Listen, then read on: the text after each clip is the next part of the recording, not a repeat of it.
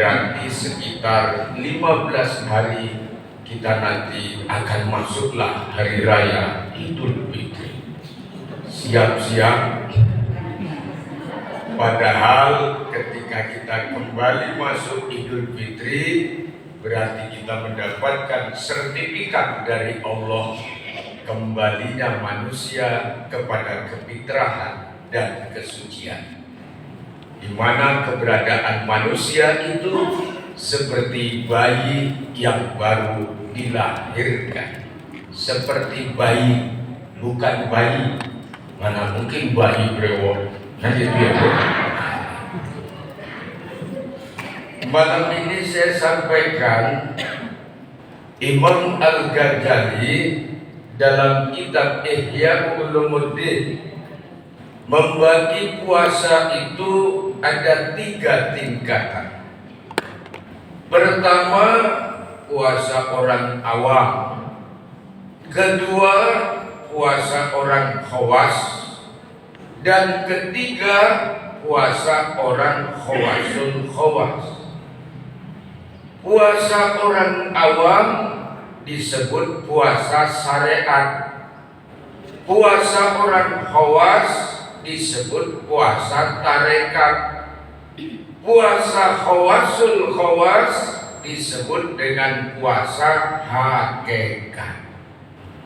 Kenapa saya bicara tentang syariat, tarekat, hakikat? Karena kalau diibaratkan buah, syariat itu kulitnya, tarekat itu isinya, hakikat itu rasanya.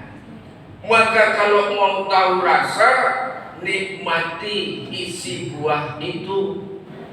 Makanya ada orang yang bilang buah durian itu luar biasa, nikmat, lezat. Lalu dia ngomong, apaan yang nikmat?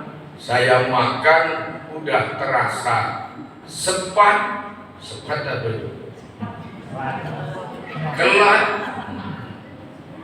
Kemudian saya makan, mulut saya berdarah-darah. Rupanya yang dimakan bukan isinya, tapi kulitnya. Itulah orang yang kalau beramal di syariat saja sama dengan menikmati agama ini cuma kulitnya saja. Tapi untuk meraih isi memang harus kulitnya terlebih dahulu. Lalu puasa menurut syariat itu apa? Puasa menurut syariat sifatnya menahan diri dari makan, minum, berhubungan suami istri dari mulai terbit fajar hingga terbenam matahari. Dia pakai batasan waktu terbit fajar sampai terbenam matahari, subuh sampai maghrib. Itu makanya terbit fajar yang dimaksud azan subuh. Kalau masih ngaji-ngaji, ibu bapak masih boleh makan. Cuma dikasih tahu ada serine orang awam supaya siap-siap memberhentikan makannya. Karena kalau tidak ada serine, orang awam makan terus. Bila perlu sampai zuhur. Cuma karena ada serine, berhenti. Tapi sebenarnya batasan waktunya itu terbit fajar, azan subuh. Begitu Allahu Akbar, Allahu Akbar, selesai, nggak ada lagi makan. Lalu kalau orang yang masih makan, rupanya azan, Allahu Akbar, Allahu Akbar, makanan masih di mulut. Kira-kira dimasukkan atau dikeluarkan? Dikeluarkan. Jadi ada yang salah paham, terbit fajar katanya habisnya azan. Bukan. Begitu sudah terdengar azan, disitulah habis waktu. Macam kita kalau sholat di rumah misalnya nggak di masjid, kapan masuknya waktu? Begitu azan, ibu sudah bisa sholat di masjid, di rumah. Misalnya sholat Jumat, Rupanya terdengar azan di masjid ini, langsung ibu sholat zuhur di rumah. Nggak harus nunggu suami pulang dari masjid. Ya kalau suaminya langsung pulang, kalau ngopi mau jam berapa pulang.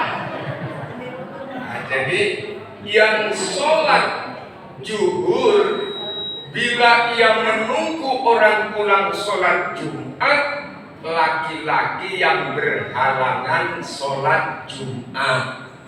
Misalnya sakit, nggak bisa sholat Jumat. Kapan sholat zuhurnya? Nunggu laki-laki pulang dari masjid. Itu maksudnya. Kalau perempuan tidak, begitu aja langsung sholat.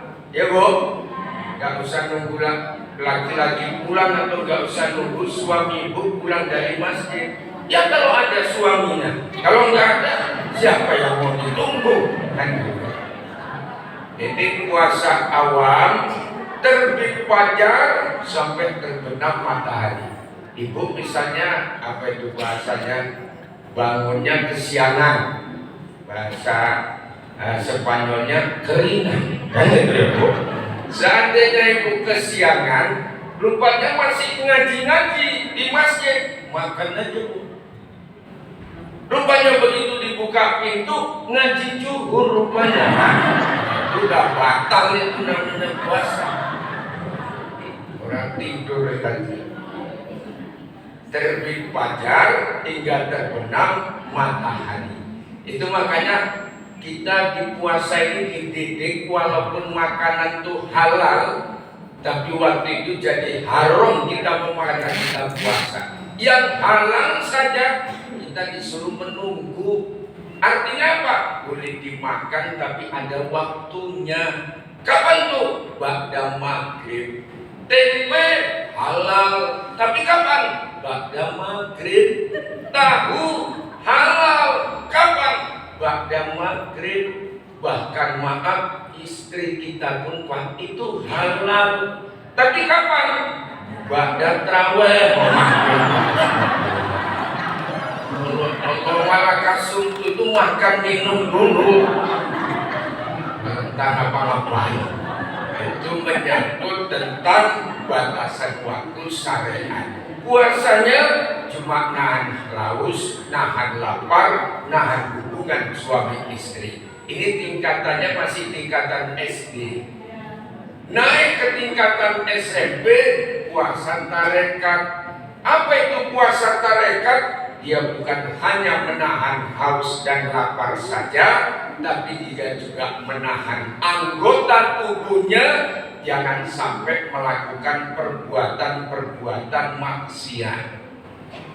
Dia berpuasa memang gak makan, gak minum, tapi dia puasa jaga matanya dari melihat yang tidak baik, menjaga mulutnya dari menceritakan aib orang lain, menjaga telinganya dari mendengarkan berita-berita yang tak baik, berita hoax, jangan didengar. Ya Bu, berita ini, berita itu gak usah didengar. Paham ya Bu? Jadi ketika kita diajak bicara menceritakan aib orang, katakan ana shaimun, saya sedang berpuasa. Bu, tetangga sebelah, saya sedang berpuasa. Maaf, nanti kalau sudah buka terawih baru kita cerita itu sama saya. Makanya kalau puasa syariat tadi pakai batasan waktu, kalau puasa tarekat tidak pakai batasan. Artinya kalau kita tidak menceritakan aib orang, ya kalau bisa seumur hidup jangan ceritakan orang lain. Itu makanya kata Nabi, khamsatun asya'atuh bitus saum. Ada 5 macam yang dapat menggugurkan nilai pahala puasa. Kamin shaimin laisa lahu min siyami ilal jub wal atos. Banyak orang yang puasa dia nggak dapat apa-apa kecuali lapar dan dahaga, karena dia nggak bisa jaga mulutnya. Yo, Kalau kita laki-laki Pak, secara psikologi cuma 10.000 kata-kata yang harus kita keluarkan setiap hari. Ini kata orang psikologi. Kalau ibu-ibu ada 17.000 kata-kata yang harus dikeluarkan. Kayaknya gak usah heran kalau ibu kadang-kadang banyak bicaranya. Apalagi sampai awak rumah pulang kerja kadang-kadang perempuan ini ngomong saja, tugas kita dengeri saja. Nanti kalau sudah habis kata-kata yang 17.000, dia diam sendiri. Kalau kita laki-laki begitu sampai rumah udah nggak ngomong lagi, karena sudah habis. Kalau hari biasa kita habiskan di pola warung kopi, biasanya begitu, habis 10.000 kata-kata. Jadi yang pertama, orang yang rontok pahala puasanya itu al-kadzib, bila dia berdusta di bulan Ramadan. Jangan sampai dusta. Makanya ada ungkapan jangan ada dusta di antara kita. Harus terbuka. Rumah tangga pun bahagia itu bukan modalnya apa? Keterbukaan. Suami terbuka sama istri, istri terbuka sama suami. Dua-dua sudah buka-bukaan. Saya pikir tidak ada persoalan yang tidak bisa kita selesaikan. Tapi kalau sudah masing-masing tertutup, rumah tangga kita pun akan berubah menjadi nokta merah perkawinan. Itu yang menyebabkan suami istri bernapas dalam lumpur. Hati-hati. Yang kedua, wal ghibah, nyeritain orang. Kalau orang ini nggak ada yang nggak punya kekurangan, pasti punya kekurangan. Nah, kalau kita ceritakan kekurangan, rusak pahala puasa. Jadi kalau ada yang menceritakan tahan bu di bulan Ramadan ini, ya kalau bisa seterusnya itu sudah masuk puasa tarekat wal hibah. Ibu awas, katakan anak soimun, saya sedang berpuasa. Makanya setiap kita menceritakan aib saudara kita, itu sama dengan memakan daging saudara kita. Nanti waktu Rasulullah kemarin itu Isra Mi'raj, ditengoknya ada orang yang makan daging, tapi dagingnya ini busuknya minta ampun. Ada daging yang enak lezat gak dimakannya. Kira tanya sama malaikat Jibril, apa aja Muhammad, siapa itu yang makan daging kayak begitu? Itulah simbol umatmu yang suka menceritakan aib saudaranya, statusnya sama makan buang ke busuk. Itu hati-hati. Ya bu, wal hibah, wan namimah, mengadu domba, itu rusak puasa kita. Domba tetangga diambil, kambingnya diambil, dilaganya. Memang tukang adu domba itu. Maksud adu domba, gesek sana, gesek sini. Terakhir orang itu berkelahi. Awak nengok dari rumah, dari kaca lampu, nggak kelihatan tuh. Orang berantem di situ, bahagia rasanya sudah bisa memecah orang. Itu termasuk wan namimah. Wal yaminul khumus, sumpah palsu. Itu tak boleh. Sumpah palsu ini dia menyebut nama Allah tapi sumpahnya palsu. Karena kalau sudah demi Allah itu Pak, bahasa Indonesianya, kalau bahasa Arabnya kalimat qasam, wau bata, wallahi, billahi, tallahi. Artinya apa? Demi Allah. Jadi ketika kita sumpah atas membawa nama Allah, ternyata sumpahnya enggak betul, masuk kita kategori gugur pahala puasa. Yang boleh sumpah atas nama hari itu cuma Allah. Saya kan ada ayat wadduha, demi waktu duha. Allah bersumpah atas waktu duha. Wasamsi, demi matahari. Allah bersumpah atas matahari. Kalau kita bersumpah atas nama hari nggak sah, harus nama Allah. Karena ada yang bersumpah atas nama hari. Hari ini aku bersumpah, nggak sah itu. Nggak sah bersumpah seperti itu. Yang terakhir wal yaminul khumus, artinya wa najuru bisaqwa, nengok menaikkan sakwa, gugur pahala puasa. Jangankan nengok orang lain Pak, Nengok bini sendiri pun sampai naik syahwat, rontok pahala puasa. Kayaknya kalau di rumah maaf mungkin kan gak ada orang nengok, ikut berpakaian dan lain sebagainya. Bilang ke suami, bilang sopan sikit Ramadan. Jangan berpakaian seperti itu. Warna dulu bisa naik syahwat.